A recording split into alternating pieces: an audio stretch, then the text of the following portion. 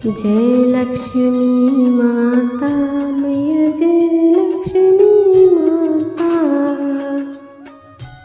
नमस्कार दोस्तों, राधे राधे। दिवाली को रोशनी का त्यौहार भी कहा जाता है। पुराणों के अनुसार त्रेता युग में जब रावण का वध कर भगवान श्री राम अयोध्या लौट रहे थे तो अयोध्या वासियों ने उनका स्वागत दीप जलाकर किया। ऐसे में भगवान श्री राम के इसी स्वागत को हर साल लोग त्यौहार के रूप में मनाने लगे। वहीं दिवाली के दिन भगवान गणेश और माता लक्ष्मी की पूजा की जाती है। इस दिन लोग अपने घर में अच्छी तरह से साफ सफाई करते हैं और अपने मुख्य द्वार पर रंगोली बनाते हैं। साथ में पूरे घर को दीपों से सजाया जाता है और माँ लक्ष्मी के आगमन का स्वागत करते हैं।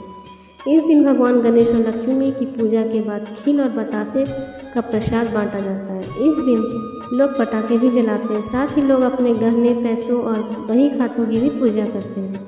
मान्यताओं के अनुसार ऐसा करने से माँ लक्ष्मी का घर में वास होता है और धन की कोई कमी नहीं रहती है।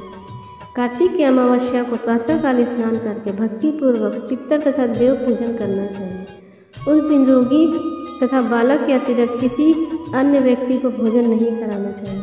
सायंकाल विधि पूर्वक लक्ष्मी माँ का मंडप बनाकर उसे फूल, पत्ते, तोरण, ध्वजा और पताका आदि से सुसज्जित करना चाहिए। अन्य देवी देवताओं सहित लक्ष्मी का पूजन करना चाहिए। पूजा के बाद परिक्रमा करनी चाहिए।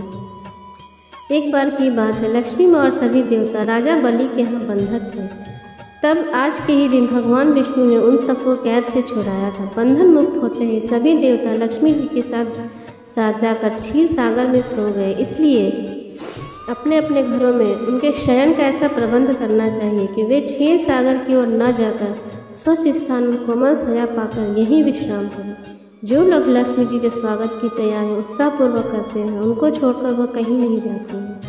रात्रि के समय लक्ष्मी जी का आवाहन और विधि पूर्वक पूजन करके उन्हें विविध प्रकार के मिष्ठान व नैवेद्य अर्पण करना चाहिए। दीप जलाने चाहिए।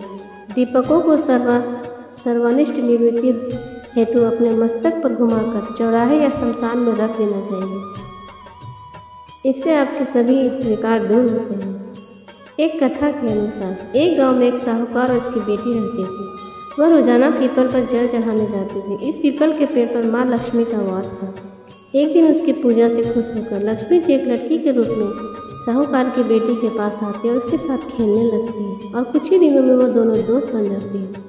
एक दिन लक्ष्मी जी साहूकार की बेटी को अपने घर ले गई। लक्ष्मी जी का घर बहुत सुंदर था। उसने अपने दोस्त की खूब सेवा की, उसे भोजन कराया और कहा कि तुम मुझे अपने घर कब बुलाओगी। तब साहूकार की बेटी सोच में पड़ गई और अपने घर पिता से कहने लगी कि मेरी सहेली का घर तो बहुत ही सुंदर है। उसने मुझे ढेर सारे पकवान खिलाए। हमारे पास तो कुछ भी नहीं, मैं उसे क्या खिलाऊंगी। तब उसके पिता ने कहा, तू मिट्टी का चौका लगा और साफ सफाई कर, साथ में ही 4 बत्ती के मुख वाला दिया जला। इसके बाद लक्ष्मी जी का नाम लेकर तू बैठ जा। उसके घर इसी दौरान एक चील आई और लड़की के पास एक नौलखा हार छोड़कर चली गई। फिर उस लड़की ने उस नौलखे हार को बेचकर भोजन की तैयारी की। फिर कुछ देर बाद लक्ष्मी जी गणेश जी के साथ आई। लड़की ने उनकी खूब सेवा की और इससे लक्ष्मी जी बेहद प्रसन्न हुई। लक्ष्मी जी ने प्रसन्न होकर साहूकार को बहुत अमीर बना दिया और उसके सारे दुख दूर कर दिए। बोलो लक्ष्मी माता की जय।